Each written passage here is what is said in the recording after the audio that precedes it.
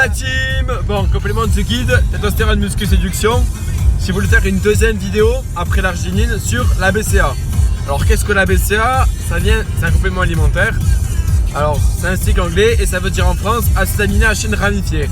Alors pour être plus clair, c'est la BCA c'est des acides aminés, donc 3 essentiels, leucine, l'isoleucine et la valine, qui lorsqu'ils sont absorbés par l'organisme, ils ne sont pas métabolisés par le foie, donc du coup son assimilation est hyper rapide.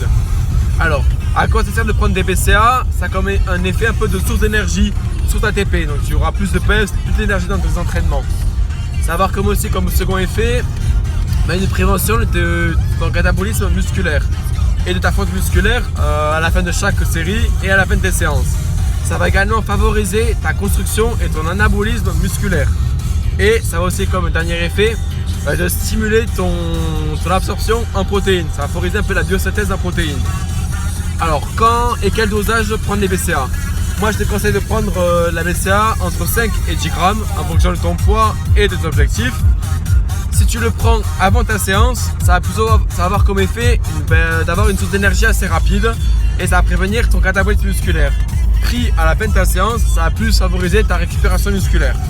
Et il faut savoir que si tu l'assimiles avec des glucides, son effet sera optimal parce que le fait de prendre des glucides, ça va favoriser ta production d'insuline. Et cette production d'insuline va favoriser ton gain musculaire. Il faut savoir que les résultats sur tes performances, ce sera plus sur du long terme. C'est pas vraiment dès que tu vas prendre des BCA où tu vas vraiment devenir énorme et sec. Non, c'est un effet vraiment sur le long terme. Est-ce que les BCA est indispensable? Alors la réponse est non. Elle est importante, mais elle n'est pas indispensable. Moi je te conseille d'abord de te concentrer sur ton apport en protéines journalier et sur une alimentation saine et sur ta whey.